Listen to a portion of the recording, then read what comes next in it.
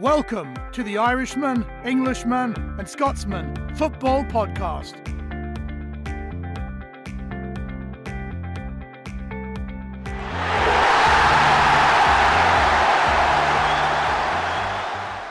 Hello, this is the Irishman, Englishman and Scotsman Football Podcast.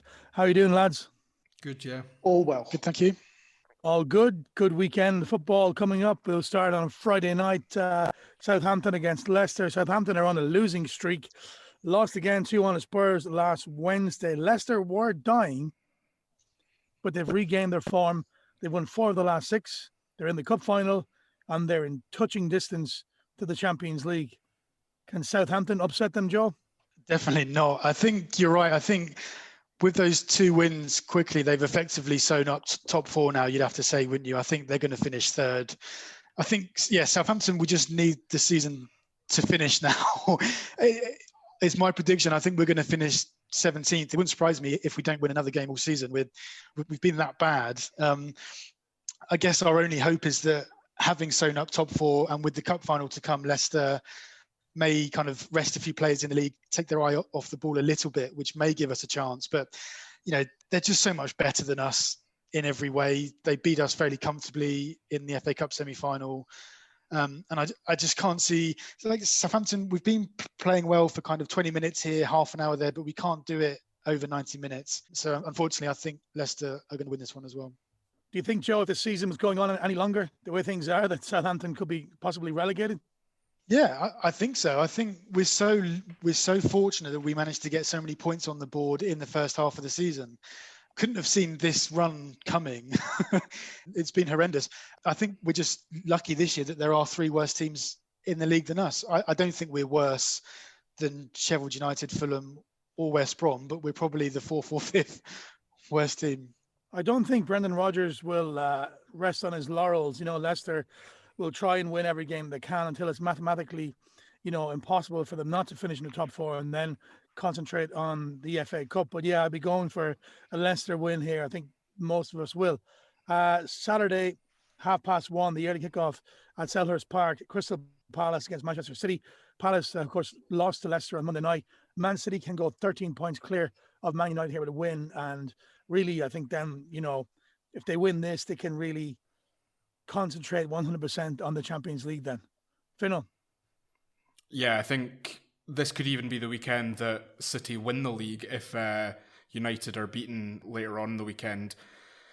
City are clearly the best team in the league. Palace aren't. And I think probably with having that carrot dangled in front of you of being able to win the Premier League this weekend, I think Pep will want his team to go out there and really make it 2 winning weekends in a row. The only thing you never know about City is it's around about this time of year when you expect Guardiola to pull a really weird team selection in the Champions League and for it all to somehow go wrong around about now. So he's probably just like thinking about it. He's probably plotting it, So maybe he'll do something really weird with his lineup at the weekend, with just half an eye on the Champions League, thinking he's going to play about 5 players that you'd forgotten play for Man City. No, so you never know. I'm just waiting for something weird from Guardiola, that's all. Brighton against Leeds at 4:00. Brighton are not safe yet. They hammered Newcastle a few weeks ago, and now they're 7 points ahead of Fulham. Leeds, what more can you say about Leeds? I mean, they're unbeaten in the last 3 against the big Super League teams. They went to Man City and they won away from home with 10 men. They drew with Liverpool, and you really have to give credit to them. They really are. They're an amazing team. For me, they're one of the teams of the season. To be honest, I kind of think that Brighton are safe. I think this weekend really has kind of solidified which teams are going up and which teams are staying up, which teams are going down. This feels like a bit of a nothing game for me, to be honest, and it will be interesting to see what it's like if Leeds play with a bit of freedom now that they've got that kind of relatively newfound confidence, I suppose. Yeah, I think Leeds will win, and you're probably right. Brighton probably are safe. Fulham probably will go down. More than likely this weekend could put the nail in the coffin. But this has been a crazy season, so you never know. Moving on to Fulham, they're in action at Stamford Bridge at 6:30 in a derby game against Chelsea. Chelsea beat West Ham 1-0. I can't see them being caught at all. And they could actually win. They could finish in the top 4. They could win the FA Cup and win the Champions League. Fulham, like I said, if they lose this week, surely they're gone, Joe. You'd say so, wouldn't you? I think, and Chelsea are definitely in the driving seat for the top four. I think a lot depends on how Chelsea get on in the Champions League this week with, what kind of team they play. I'd seen interesting that Scott Parker is very highly in the running for the Tottenham job, which seems a bit baffling, doesn't it? When it looks like he may, go down with Fulham and then end up getting the Spurs job. Seems a bit strange, but I think Fulham, they are too far gone now. It's a lot of points to make up, and Chelsea are really, really strong. Whatever team Chelsea put out should be too strong for Fulham. Do you think Timo Werner now, that's the start of a scoring streak? Do you think we'll start to see some of the player that we saw, or is it just not going to happen for him in the Premier League? I actually think it will happen for him in the Premier League. I think he is a really good player. We've seen him in the Bundesliga. He is a goal scorer. I think he just needs a bit of confidence. He may go on a bit of a run now, and I think next season we'll see the best of him. Yeah, I don't know if he needs to. And if they win these cups and finish in the top four, I don't think Thomas Tuchel will mind that much, because his work rate, his work off the ball is unbelievable. The amount of chances he creates and the hassle he causes for defenders. And yes, that miss, that sitter against West Ham for 2-0 was unbelievably brutal. But, it might come. It happens to strikers. The most important thing they say about a striker is that, look, at least you're getting into the right positions. Eventually it will come for you. So, yeah, I think maybe not this season, but maybe next season he'll become more prolific. But he's definitely doing a lot to help that team. 9:00 on Saturday night, lads, at Goodison Park, Everton against Villa. Everton have had this late surge. They're only 3 points off West Ham, who are in 5th. And then if they win that, they're only 3 points off Chelsea in 4th. So, God knows what could happen in this bonkers season. And I'm sure that them themselves would think, Ancelotti will be saying, look, there's still a chance here of possibly at least the Europa League chance, Europa League place. Surely Villa have nothing to play for. Yeah, look, I think Villa can play good football, but they're also very prone to the performances that they had, like against West Brom. They struggled to that 2-2 draw. And they'll really need to be on top of things because, as you say, I think Everton are still better placed than most to mount that top four challenge. And I don't think that Chelsea were particularly good against West Ham. I didn't think that they were necessarily, blowing West Ham out of the water. Chelsea do have a difficult run-in, so it wouldn't surprise me to see Everton come from, 6th or 7th to take that final Champions League spot. I think that's a tough ask. Mathematically, absolutely, of course, they've got that game in hand. They're as well placed as anyone else. They have not shown that they can win the games at home that they need to win. I think it's a big test for them, right? So if they win this, then yeah, okay, I buy it. Maybe there's a chance. They haven't been winning this type of game at all season. It's been a really bad home stretch for them. So yeah, decent test, I suppose, but I still think it's a bit of a shout. Moving on to Sunday, the opener at 3:00 at St. James's Park, Newcastle against Arsenal. Now, I said last week about Newcastle playing with a little bit of freedom. That don't write them off, and don't write them off against West Ham and against Liverpool, because I thought there's the bit of confidence in the team. And it's amazing what confidence and a few results can do. They've also changed the system to 3-5-2, which is working. Now, Newcastle could have been 5 or 6 or 7-0 down at Anfield at half time, but they were creating chances and they were trying to hit Liverpool on the break.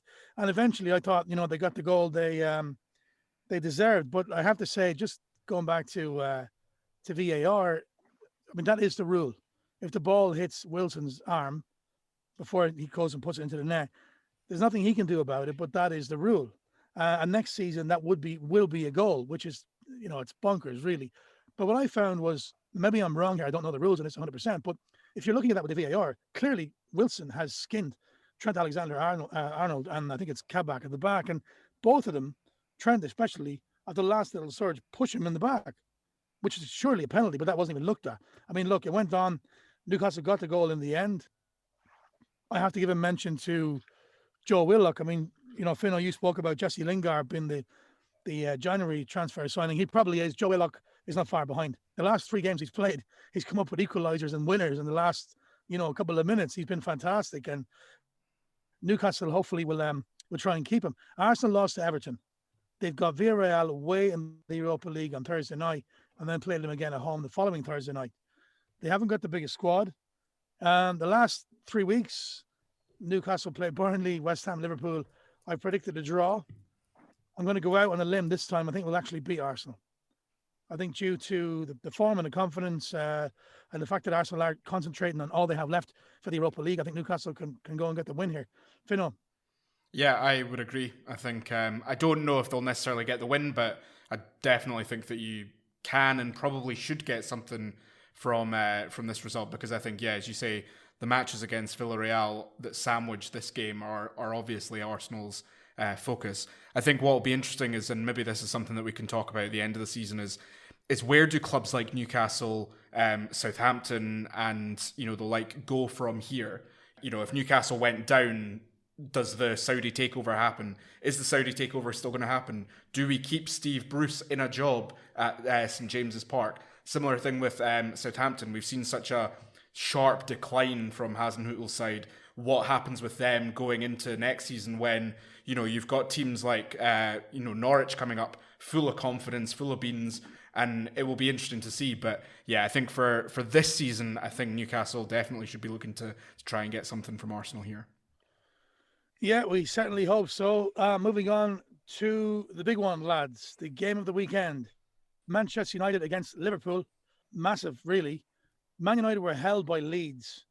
Now, they're also in the Europa League semi-final, but they're at home to Roma, not going away to Spain like Arsenal are. I think a win here guarantees second for Man United. Liverpool, now, in all the criticize I give Liverpool, the critical remarks I make every week, I thought they passed the ball unbelievably well against Newcastle, Kev. And that team was full of power. If you look at the starting 11, with the exception of Kabak, I thought, wow, Alcantara's in. He's got four up front, Jota and the three. There was, what did I say? The Fab Four, and the commentator actually said Fab Four as well. But they passed the ball really well. Newcastle couldn't live with them for a while. Now, bear in mind, Newcastle, did present Liverpool with some unbelievably easy chances. And then that brings me to my next point, which is what happened to the forwards.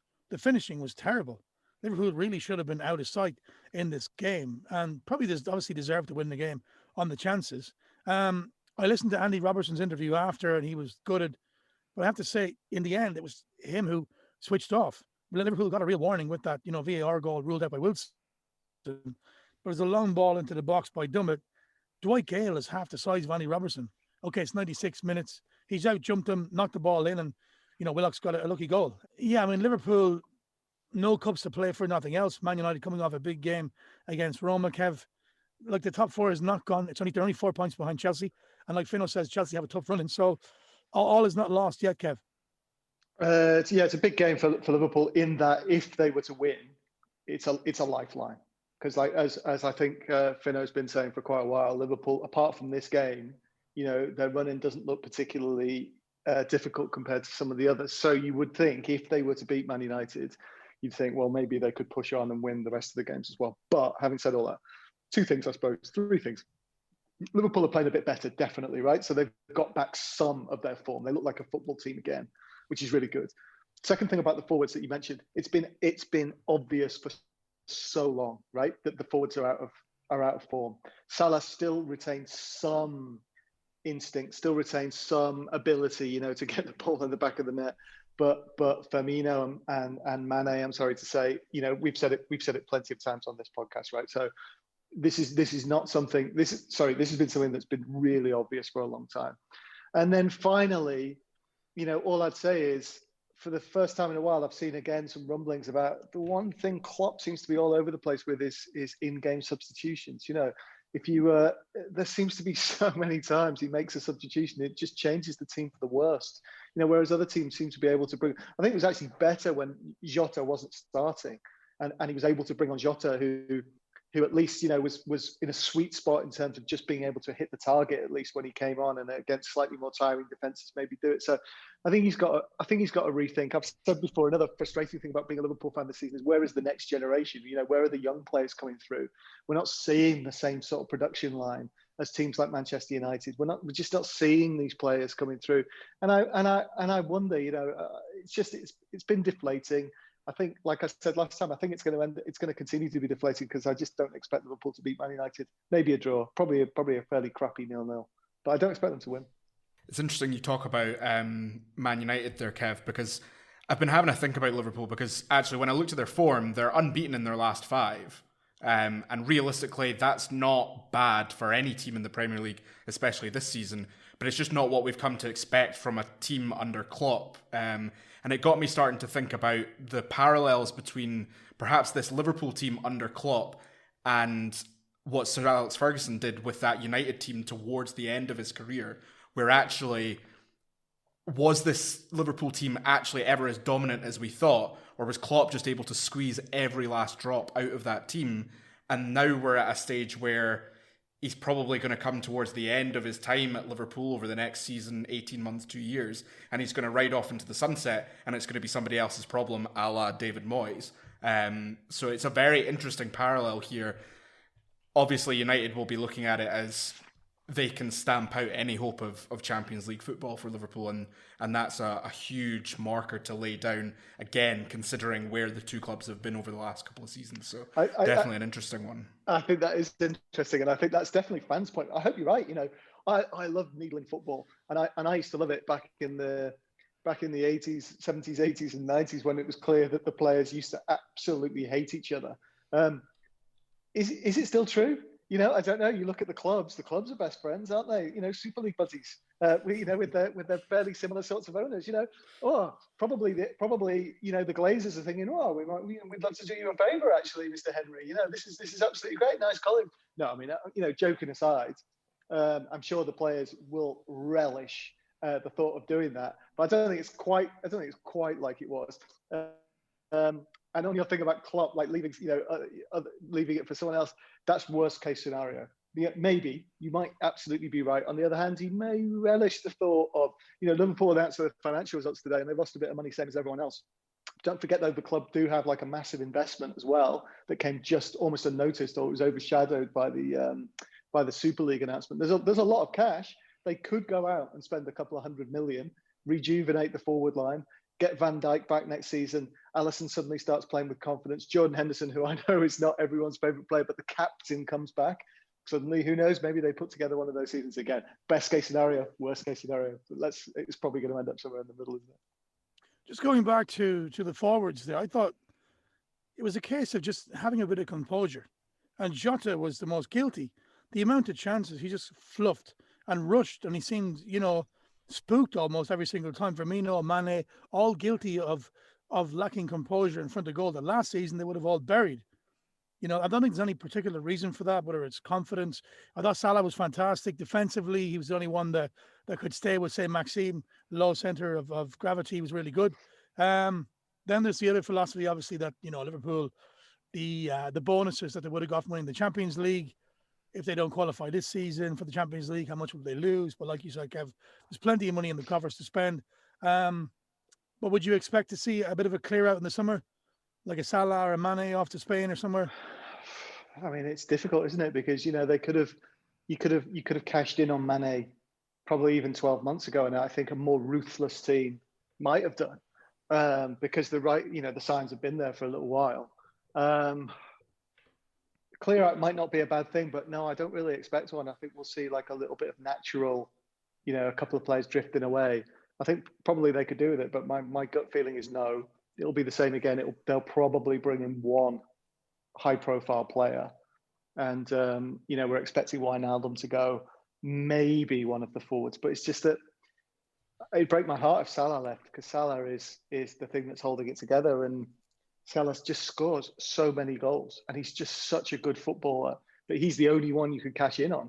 Like, who's going to pay any money for Mane after this season? Who's going to pay any money? No one will pay any money for Firmino anyway, So I really hope it's not Salah. I'd be gutted if it is. Yeah, I'll stick with you, Kev. I'm going for a draw, a score draw. I'll go for a 2-2. Who do you fancy in this one, Joe? I think Man United. I think, like we were saying earlier, I think Man United would love the idea of sending Liverpool to the Europa League. So I think Man U will win this one. On the other hand, though, Liverpool could basically stop Man United win the league, and if they win and City win, City are champions, and they've done it. That's a sweet thing for them. But look, we hope for anything what Kev's predicted there in a 0-0. Just plenty of goals. Kev, Fino, who are you going with? Yeah, I'm not really sure. I would like to think that Liverpool have a bit of fight in them, especially going into this game, as it's kind of really their backs are up against the wall. But I think Man United, maybe the quality up top will actually start to tell here. And I think, Man United maybe I think it could be tight. I think it'll be, 1-0, 2-1, that sort of thing. It is an evening kickoff as well. I mean, obviously they're playing at home on Thursday night. What team will he pick against Roma? Solskjaer, Arsenal, away, earlier kickoff on Sunday. So I think that suits Man United. But I thought Liverpool, judging on the performance, I think they'll create chances. Man United do create chances. They score goals. So, I mean, we all said that about Leeds and Man United last week. It was going to be a great game, but it ended up being a 0-0. It wasn't a bad game, but I hope this one is, a high-scoring draw. 8:15 on Sunday evening, Tottenham against Sheffield United. Spurs lost the cup final of the City. The last lingering hope they have is to look for a Europa League spot. And it's kind of sad, really, how it's got kind of whimpered out against Sheffield United, who actually beat Brighton, Joe. Yeah, not a good look for Brighton to lose to Sheffield United. I'm not sure if Spurs do agree that they're only going for the Europa League. If you believe what you read, that was one of the main reasons why Mourinho got sacked, was because he wanted to rest players for the cup final, and Daniel Levy said, no, we've still got a chance of top four. And I think Harry Kane said as well, after losing the cup final, that they've essentially got 5 more cup finals to come, because I think they still believe that they are in with an outside shot of the top four. And if they can put a bit of a run together, you would expect them to beat Sheffield United, and then say, Liverpool lose as well, then they're not out of it just yet. I mean, they weren't very good against Man City, were they? Let's be honest. It could have been 3 or 4, but you'd expect them to beat Sheffield United. And for them, I think it is still, all to play for.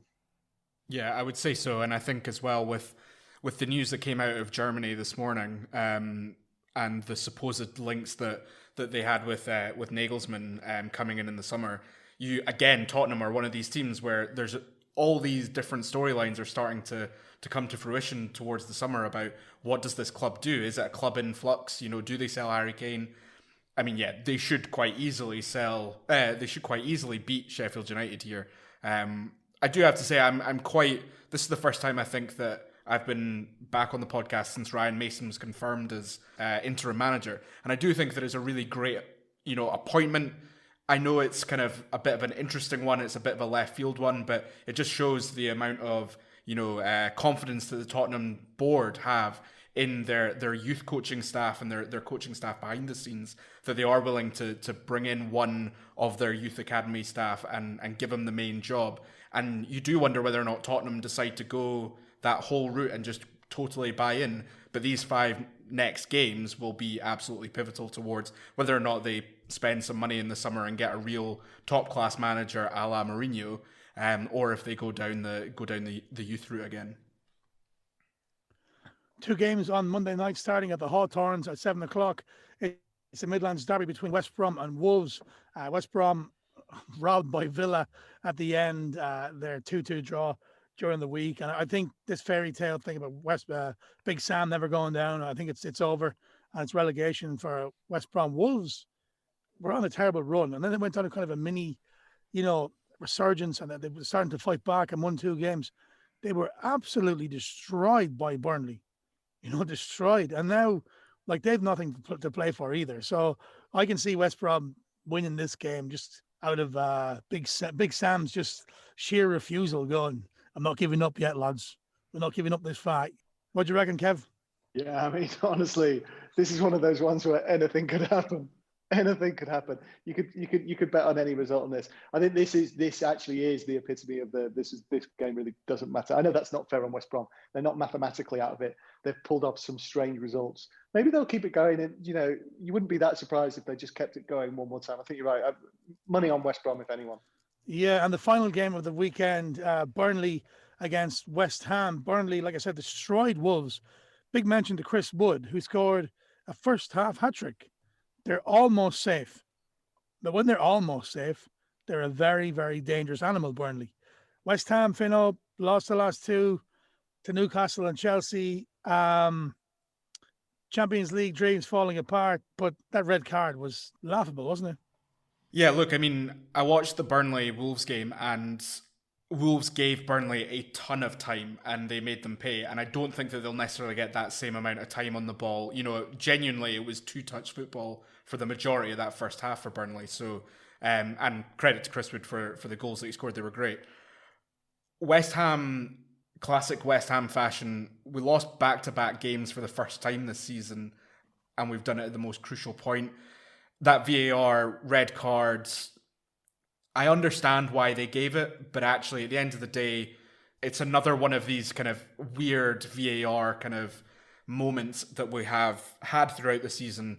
We're now missing Balbuena. Thankfully, it seems like the rumours around Rice, Antonio and Cresswell coming back, there seems to be that they're quite ahead of schedule. So maybe it's not quite as bad as West Ham fans might think, and hopefully we can stop the rot and go on a run, because they have to believe that they can win all 5 remaining games. Otherwise, we might as well call it a day now and just kind of go on holiday and forget all about European football. You know, even if we do win all 5 games, we're not guaranteed to get the Champions League spot. And, you know, that's unfortunately where we're at. Great season so far. I would expect West Ham to win, but yeah, a Chris Wood on fire does strike a little bit of fear into me. Yeah, the thing that would really concern me if I was a West Ham fan would be the amount of chances that you concede and the goals you conceded. Like the last 4 or 5 games has been 3-3. I think obviously the Chelsea game could have been more. Bit of bad luck. Well, no, not bad luck against Newcastle. That was definitely a red card. Then you got, you know, a centre half out. The other guy, Valbuena, is out for this one now. But what do you think you're conceding so many goals, Fino? It's difficult to say. Well, actually, literally a minute ago, The Athletic just popped up on my phone saying that the red card's been overturned on appeal. So that's something at least. So we'll have Balbuena back in the centre of defence. To be honest, I think we believed a little bit of our own hype. You know, we played such great flowing football. And if you think about how those conceding those 3 goals happened, we went 3-0 up 2 games in a row, and we felt like we could switch off. I just don't think necessarily that Dawson, Balbuena, Diop have the concentration levels to be, you know, a Champions League level footballer. And ultimately we saw it against Arsenal, where we paid the price. And then we paid the price against Newcastle as well, where we fought so hard to get back into the game and arguably should have taken a point in the second half, because against 10 men, Newcastle really didn't do anything. And then, you know, 2 minutes later after you score the equaliser, again, defensive error, and that's it. I think that was down to tactics as well, though. I think it was very negative just from Bruce to, you know, to say, okay, let's sit back and contain them and tire them out. And as soon as the second goal went in, the equaliser, he said, okay, let's go and attack now. And we luckily scored. Yeah, I think the race is done, lads. I think the top 4 is done. Leicester and Chelsea have those spots, and you know, the West Ham, Liverpool, Tottenham and Everton will have to fight out for Europa League spots. I mean, I could be wrong, but I do feel that it'll be Chelsea fans who'll be singing at the end of the season, maybe with 1 or 2 cups. Speaking of singing and our own lyrical mastermind, Kev, what have you got? I've got something about having to make do with the Europa League when you were hoping to be in the Champions League. Let's see.